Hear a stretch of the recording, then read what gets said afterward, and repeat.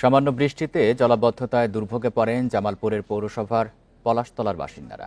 পানি নিষ্কাশনে কোনো ব্যবস্থা না থাকায় এমন ভোগান্তি অভিযোগ স্থানীয়দের। আরও জানাতে জামালপুর থেকে যুক্ত হচ্ছেন সহকর্মী সাইমুম সাব্বির শোভন।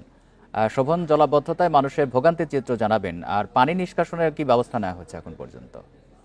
বান্ডেল থাকলে প্রতি সেনমানিতে টাকা বাঁচবে। বিকাশ সেনমানি বান্ডেল কিনে জিতুন প্রতি লেনদেনে। পৌরসভার হাটচন্ডা পলাশতলা এলাকা, এখানে আসলে জামালপুর পৌরসভা হচ্ছে 150 বছরের পুরাতন এবং প্রথম শ্রেণীর পৌরসভা।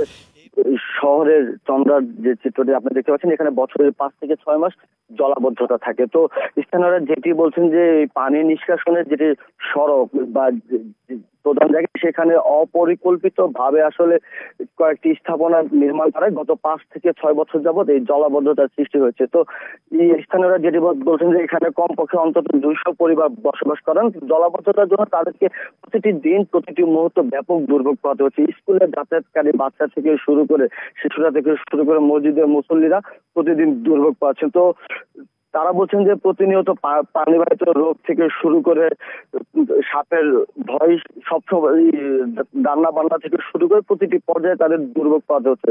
তো তারা ইতিমধ্যে এই জলাবদ্ধতা নিরসনের জন্য জেলা প্রশাসনের কার্যালয়ে ঘেরাও সহ বিভিন্ন পদক্ষেপ তারা নিয়েছেন, তবে তারা আজ পর্যন্ত এই 4-5 বছরের মধ্যে কোনো সমাধান পাননি। তো এই বিষয়ে জামালপুর পৌরসভার যে পৌর প্রশাসক AKM আব্দুল্লাহ বিন রশিদ, তিনি আমাকে যেটি জানিয়েছেন যে তারা পুরো জামালপুর শহরে বেশ কয়েকটি স্পটে আসলে জলাবদ্ধতার যে চিত্র সেটি পেয়েছেন। তো তারা অতি খুব কম সময়ের মধ্যে জলাবদ্ধতা নিরসনের প্রয়োজনীয় ব্যবস্থা গ্রহণ করবেন। মূলত এই ছিল আমার কাছে সার্বিক তথ্য। জামালপুর থেকে জানাচ্ছেন সহকর্মী সাইমুম সাব্বির শোভন।